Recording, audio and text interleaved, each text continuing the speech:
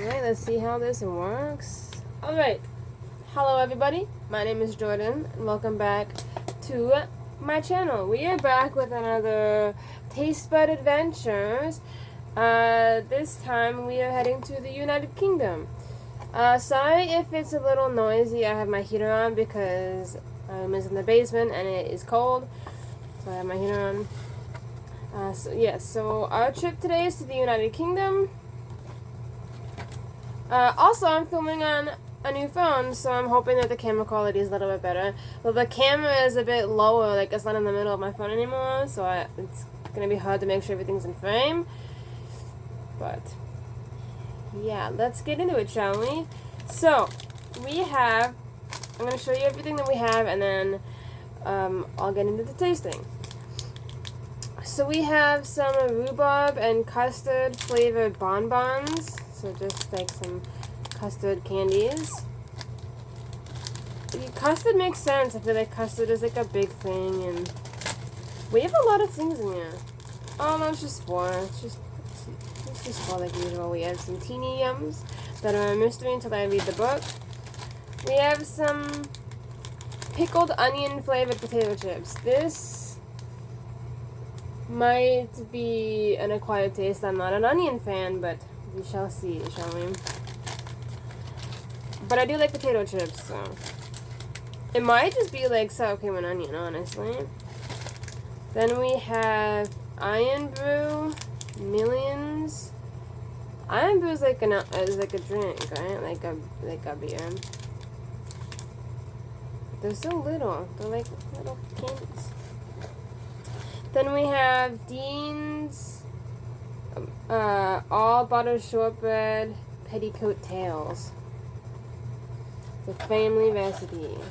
Melt in your mouth family recipe.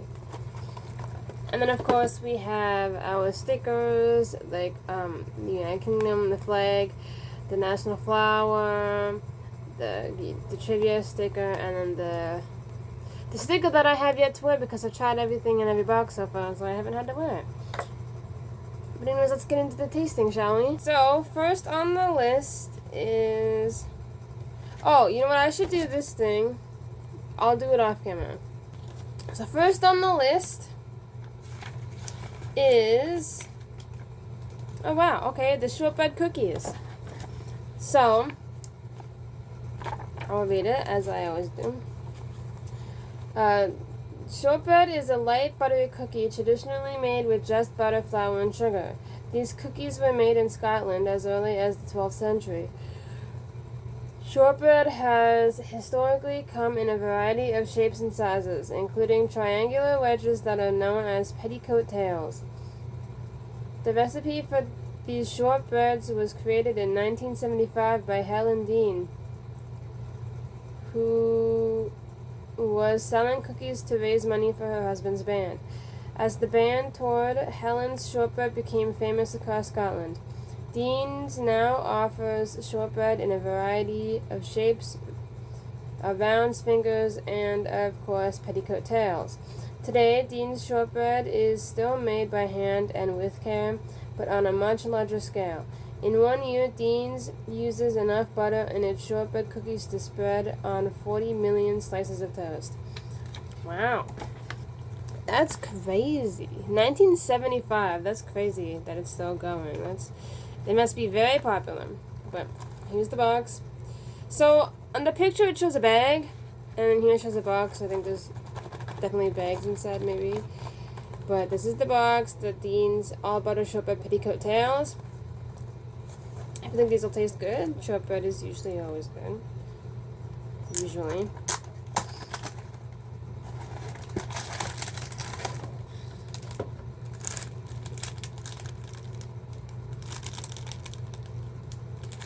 Alright. This is what they look like. I'm going to try to open it without making them fly everywhere.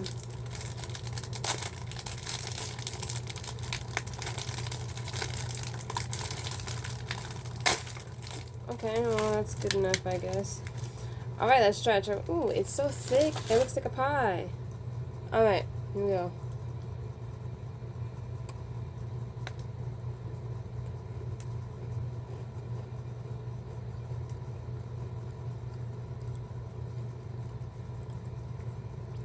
Not bad. It's pretty good, actually. And, like, I don't eat shortbread very often. But it definitely tastes really good. I like that. I'll definitely be snacking on that later.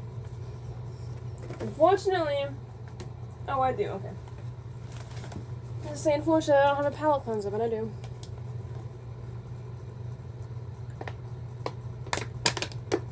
It's really good. Thick, buttery, rich. It's definitely all three of those. Well, that's crazy that it's still handmade, even with the technology and stuff we have now. That's crazy, and it's really good. You can never really go wrong with shortbread. I don't eat them very often, but those are good, actually. Alright, so next on the list. I mean, they taste like, I mean, they smell like salt and vinegar, kind of. Alright, so next on the list is the Taylor's Pickled Onions flavored potato chips. So it's, potato chips, or crisps, as they're called in the UK, were invented by accident in 1853 when a customer complained about the thickness of the fried potatoes they had been served, and in turn received the thinnest, crispiest slices of potatoes the world had ever seen.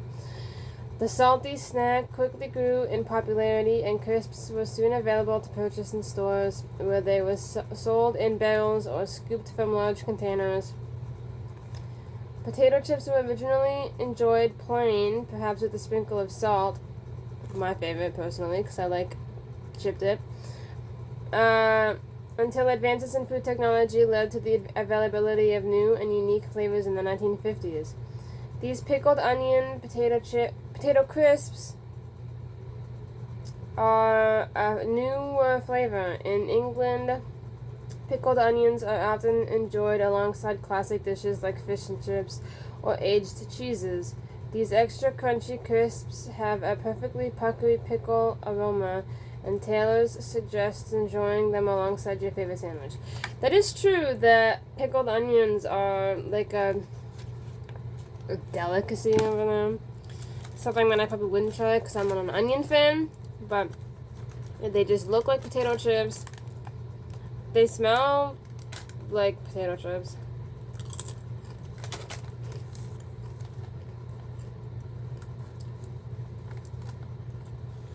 Oh. I don't know if I like that.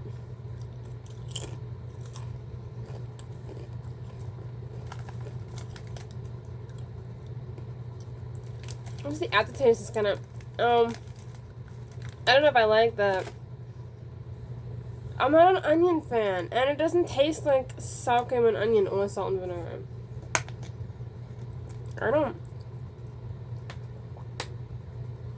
It tastes like I'm eating an onion. I don't know if I like that.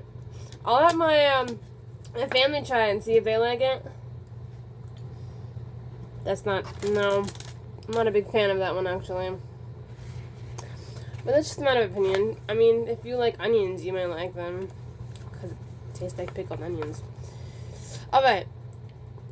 Next on the list, the Iron Brew flavored Tiny Chew candies.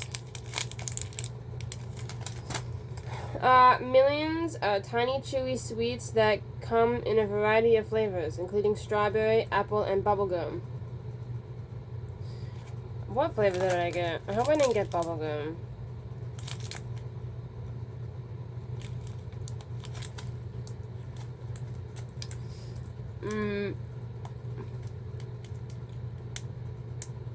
The candy was first launched in 1990 and became so popular that it inspired a plethora of branded merchandise, including mugs, keyrings, and scented candles.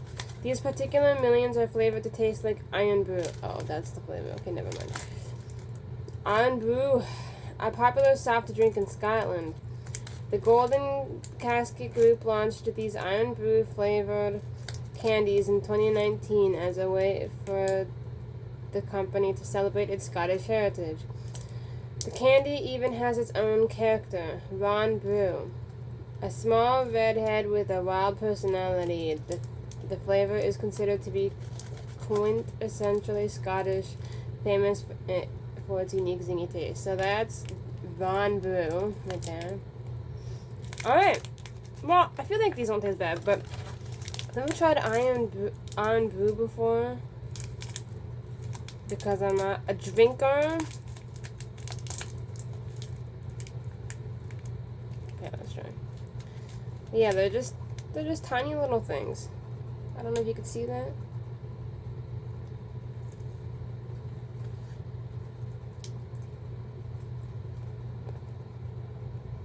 Oh, I thought they'd be like hard and crunchy. Yeah, it says chewy, but I don't know. It's good actually. I mean, that's what Iron Brew tastes like. That's not bad.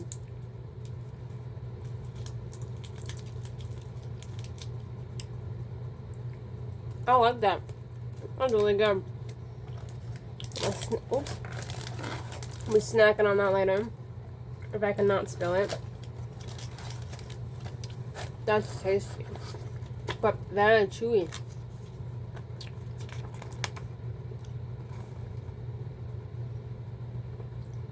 Okay. This is gonna take a while. And very chewy. It was like a chewing gum, and now it's stuck and I can't chew it anymore. Okay. Next up is soft rhubarb and custard flavored candy. That's gonna be hard though. I don't really like hard candies very much, but what do you think? Chewy, tangy, and creamy. Oh, okay. Oh, they're not that hard. Okay. The word bonbon comes from the French word bon, meaning good. Bon appetit. Which is a fitting name for these delectable round candies. Bonbons originated in France during the 1600s and eventually made their way to Britain, where they were first enjoyed by the wealthy and elite before industrialization made candy more available to the masses. These bonbons take inspiration from a classic British dessert, rhubarb and custard, a dish featuring soft cooked rhubarb and smooth, creamy vanilla custard, essentially vanilla pudding. Rhubarb is native to Asia and came to England via the Silk Road during the 14th century. It's technically a vegetable, but is more commonly used in desserts. The tartness of rhubarb pairs especially well with sweet, creamy treats like ice cream and custard, as you'll see with this delightful candy combo. See, I kind of know that custard is a British delicacy because of Doctor Who. Because the 11th Doctor, for some strange reason, likes custard and fish fingers. Which I'm never going to try because that's a weird combination. I've also never really tried custard before. But as the thing says, it's like vanilla pudding, which I have tried. Obviously. So this is what they look like. Here, I'll show you guys. This is what they look like. And I thought they were hard, but they are hard, but they're kind of, like, I can squish them a little bit. So let's go. Alright, let's try it, shall we? Rhubarb and custard. My dad might like this, actually. He likes rhubarb. Rhubarb pie is his favorite. Oh my god, I can't. Rhubarb pie is his favorite.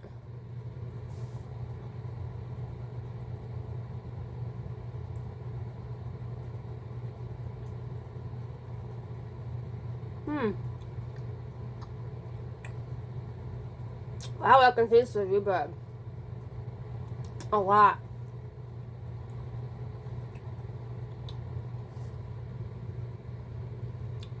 And I think maybe the custard. I don't really know what custard tastes like.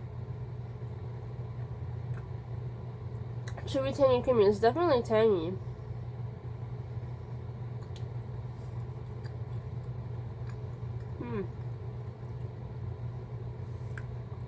like I think that it's a better combo if I knew what custard tasted like. It does say essentially vanilla pudding, but I feel like it's not just vanilla pudding, you know.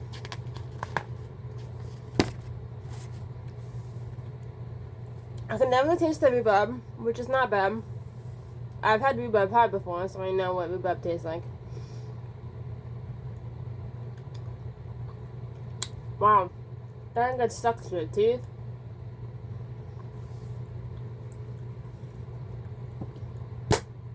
But yeah, I got two candies that get stuck to your teeth and your mouth. That's good.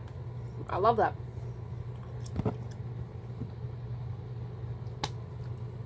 Wow. It takes a long time to chew, I'm sorry.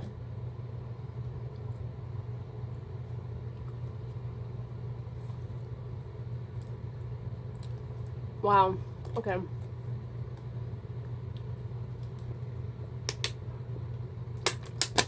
Alright, palate cleanser. Next on the list, so it's these, the ones that are in here, the teeny yums.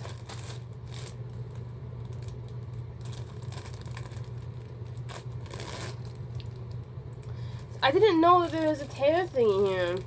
I don't think. I think I just pulled it open, but I just never know. I gotta look. These things are huge. Holy. Alright. This one is a Bristow's clotted cream fudge. So it's soft candy fudge with clotted cream. I don't know what clotted cream means, but guess I'll find out. Clotted cream has been a staple of British cuisine for centuries, possibly introduced by Phoenician traders. Traditionally, it is made by slowly heating fresh cow's milk, allowing the cream to rise and clot. This method extended dairy shelf life before refrigeration. Bristow's, founded by Ernest Bristow in his home kitchen in Devon in the late 19th century, built his confectionery business by capitalizing on the local abundance of clotted cream. This clotted cream fudge with a soft texture and subtle nutty flavor is one of his original creations. So, what I've come to learn with fudge, I know it's not caramel, but it'll be another hard thing to chew.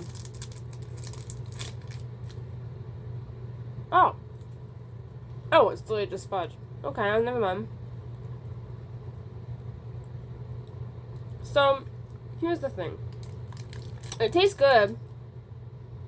Like, it tastes really good. I still don't know what clotted cream is. The only problem is I'm not a big fudge person. Although it does have like a caramel taste, like, you know those the Werther's caramels. It does kind of taste like that, which is why I really like it, because those are one of my favorite candies. I'm just not a big fudge person, but I will still eat it, just very slowly, because it is sweet. So it doesn't taste bad. Alright, next up, I think I've heard of these before.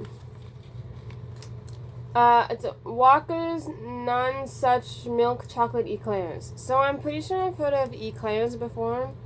At least I've heard the name thrown around. The describing words are unbeatable, chocolate, and caramel. The caramel will be hard to chew. So when Edward Joseph Walker perfected his top secret toffee recipe in 1890, he wanted to give it a name that reflected its superior flavor and quality. In the end, he named it after Non-Such Palace. I'm probably saying that wrong, because I'm not English. Built by Henry the VIII in the 1500s. It was considered so grand that there was none such like it. Edward felt like the name reflected how his toffee was second to none, and so Walker's Non-Such Toffee was born. Since then, the company has grown and expanded its selection of sweets, including these milk chocolate eclair candies. While most chocolate and toffee candies feature a toffee center with a chocolate coating, these innovative treats feature the opposite, rich toffee with milk chocolate inside. Oh, great.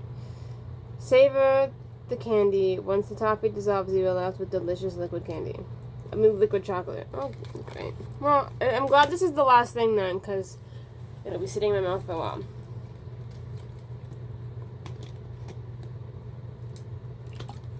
Alright. Let's try it, shall we? I'm not used to the caramel being on the outside and the chocolate being on the inside, because as this thing says, it's usually the other way around. So I'm just going to leave it in there. Alright. So, this is going to be... Okay, I'll just keep it there. Okay. So that was our trip to England. Not my favorite selection of snacks and goodies. But not horrible. I don't think any of these boxes will be horrible. Just some of them, or most of them will be my favorite. Like, I had high hopes for these, right? Well, sort of. I knew that they'd be onion flavored, and I'm not an onion fan. Sorry. But I thought it would be like sour cream and onion. But it's not. But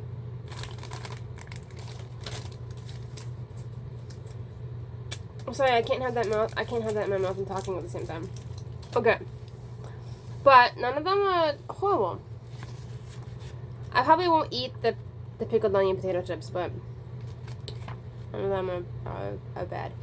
But I want to do something new, and I want to do the trivia questions with you guys on camera. So if you know the answer to any of these questions, put them down in the comments, and we'll see who gets them right. Alright, so first up, question 1. In 2022, UK politician Liz Truss made history by A. Eating the most lettuce ever, B. Finally finding the Loch Ness Monster, C. Serving the shortest term ever as Prime Minister, or D. Challenging U.S. President Joe Biden to a friendly thumb war. Well, in 2022. I was going to say, well, Joe Biden was president recently, so it can't be that. But it says in 2022, so it could be. I think politician Liz Truss made history by... I'm going to say serving the shortest term ever as Prime Minister. Because that just seems like the most logical answer. So C, serving the shortest term ever as Prime Minister. So you could do these questions along with me if you know the answer. Put them down in the comments. Sorry if my hand is in the way. I'm very sorry. Alright, question 2. Northumberland, England is home to A. The world's deadliest garden, B. The world's first fish and chips recipe, C. The world's oldest cemetery, or D. The world's biggest oyster. I want to say B, but it could also be C. The world's oldest cemetery. But I do want to say that it's the world's first fish and chips recipe.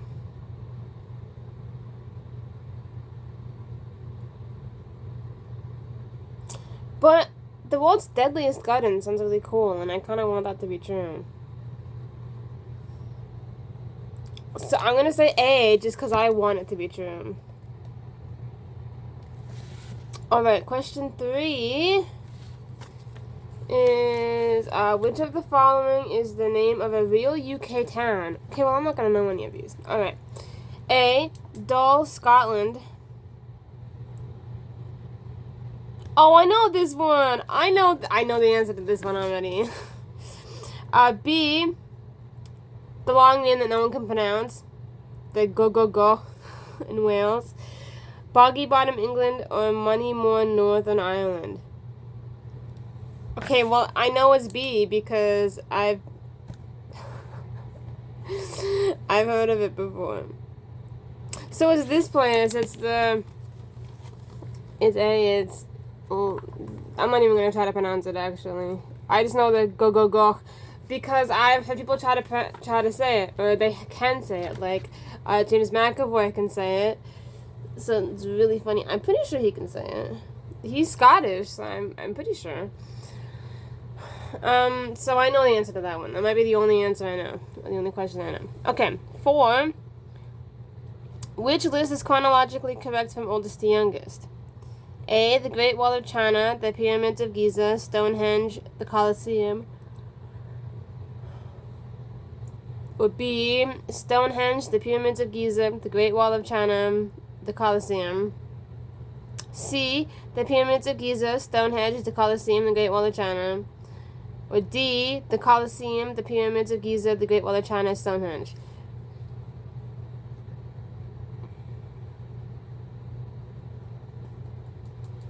I think that the Pyramids of Giza were first, but I don't know. I don't remember what Stonehenge is either.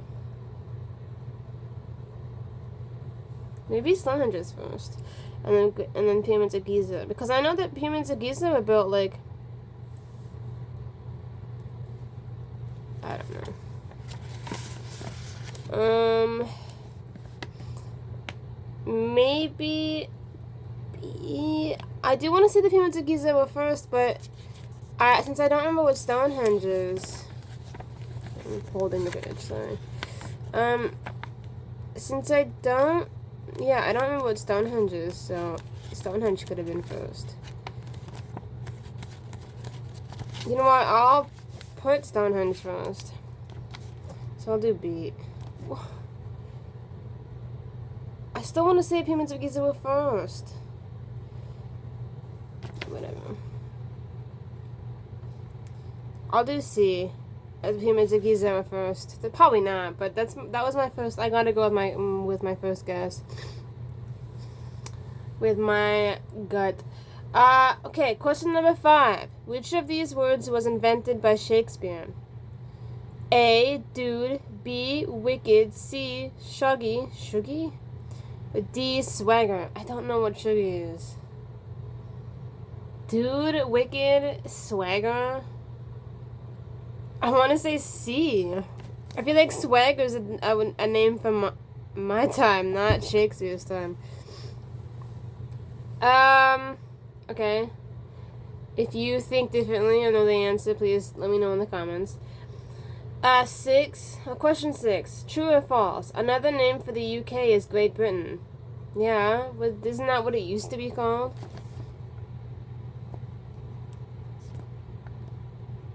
I'm going to say true, because I'm pretty sure that's what it used to be called. Is it not? Question 7. How much tea is consumed daily in the UK? Well, English people are tea drinkers, so... A. 30 million cups. B. 1 billion cups. C. 100 million cups. Or D. 5 million cups. I don't think it's 30 million cups. I don't know the population of the UK, but I don't think it's 30 million. Although it very well could be. I want to say 5 million. But I do feel like it's more than that. But I don't think it's 1 billion or 100 million. So I'm going to go with 30 million. Alright. Question number 8. This is the final question. King Henry the 8th, the 8th, loved food so much that he extended the royal kitchen at Hampton Court Palace to 55 rooms. Which of these is a real dish served at royal banquets? A. Grilled beaver tail. Isn't that a British thing? Beaver tail. B. Whale meat. C. Whole roasted peacock. Or D. Roasted swan. Isn't beaver tail a British thing? Whale meat. How would you even do that? I'm going to say grilled beaver tail because I'm pretty sure beaver tail is a British thing. But I don't know. Alright, those are all 8 questions. Let me know the answers down in the comments if you know them. Do not Google them. I want to see if you know them without Googling. I'm going to see how many questions how many I got right. And then, yeah. Let's see the answers. We can look at the answers together. Okay, so question 1. In 2022, UK politician Liz Truss made history by A. Eating the most lettuce ever. B. Finally finding the Loch Ness Monster. C. Serving the shortest term ever as Prime Minister. Or D. Challenging U.S. President Joe Biden to a friendly thumb war. I said C. The question is indeed C. After her predecessor, Prime Minister Boris Johnson, stepped down, Truss was selected as his replacement. She took office on September 6, 2022, and announced her resignation on October 20th. She was Prime Minister for only 50 days, but witnessed two of the biggest moments in the past 70 years of British history. Queen Elizabeth II died on September 8th, and King Charles ascended to the throne the same day. Winston Churchill was the last Prime Minister to welcome a new monarch in 1952. Wow, that's crazy. Okay, only 50 days, that's crazy. 2. Northumberland, England is home to A. The world's deadliest garden. B. The world's first fish and chips recipe. C. The world's oldest cemetery. Or D. The world's biggest oyster. So originally I wanted to do B. The world's first fish and chips recipe because that seems accurate and true. I don't know, Northumberland, fish and chips. But I ended up saying the world's deadliest garden just because I really wanted it to be true. I don't know why it's a deadly garden, but it just sounds cool, you know. And the answer is actually A. It is home of the world's deadliest garden, which is awesome. I don't know why I wanted it to be true, but it is. Not like I'm ever gonna go. So the question is A. When a local duke planted the Alnwick Garden in 1750, he likely never imagined it be transformed into something lethal.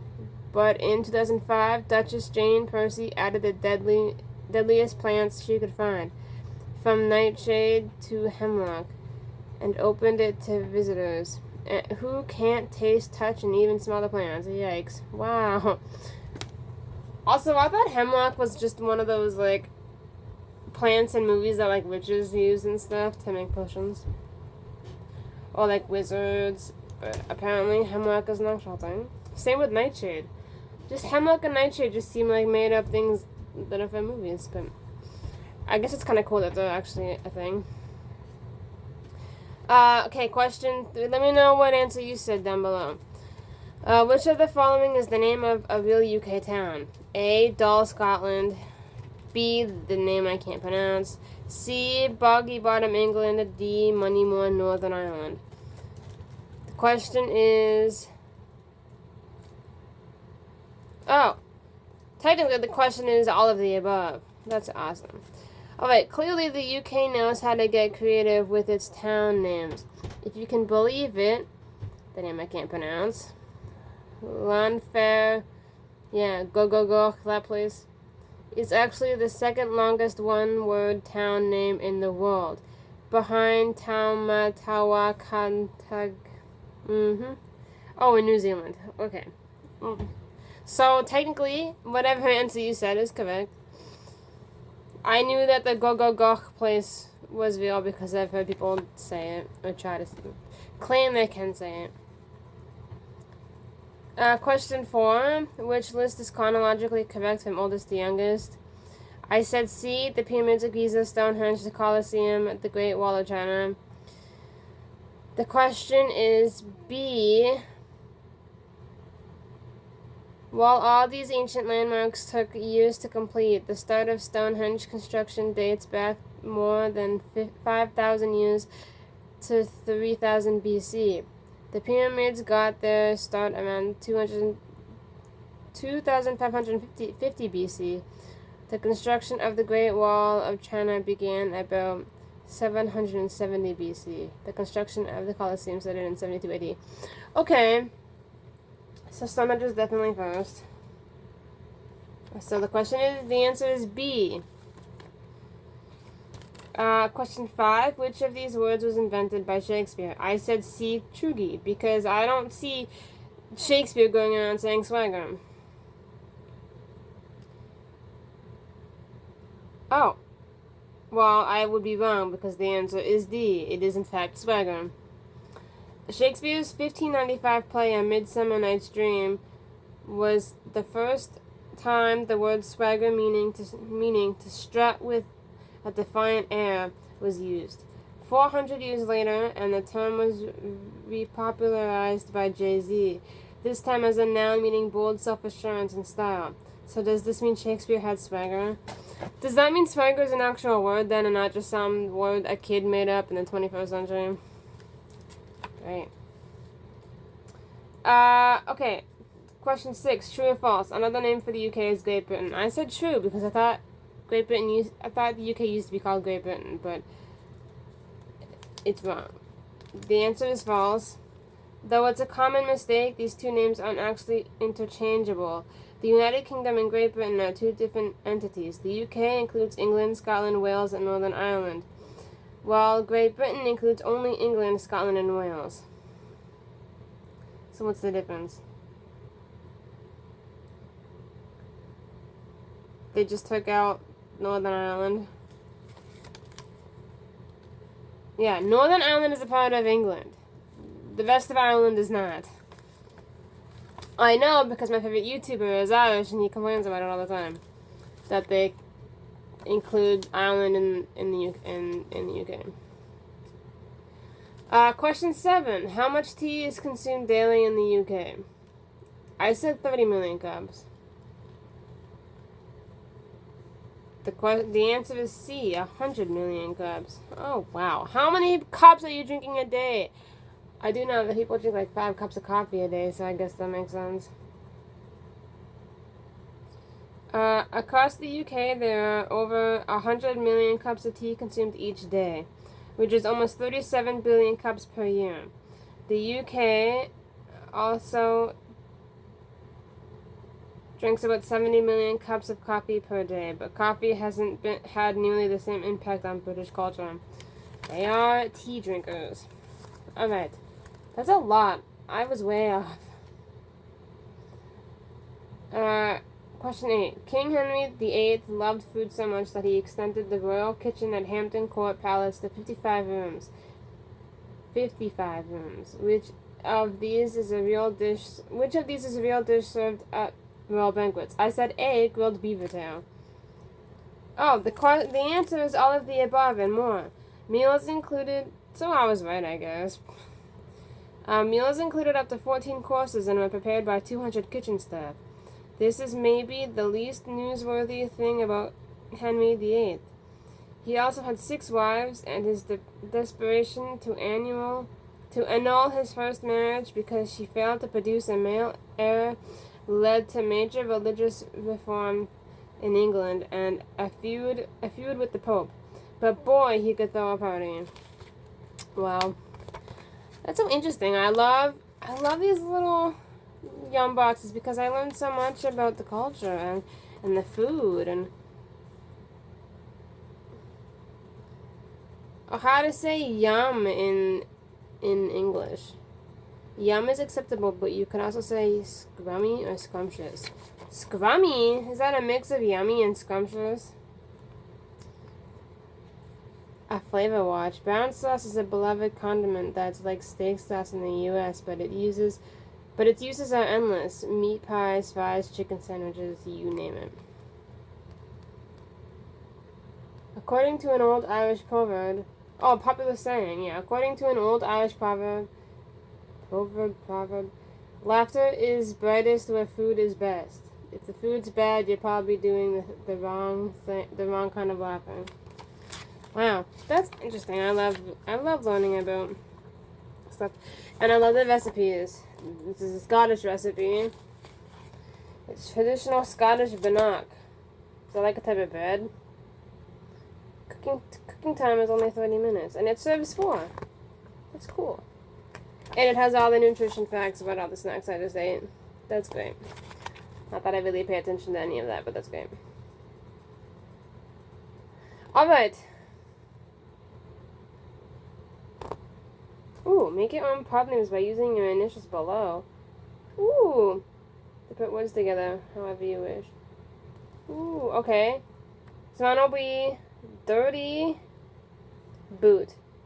Well, Dirty Boot is my pub's name, so I'll be opening soon. When the pub Dirty Boot opens up, come stop by. I'll give you a drink on the house.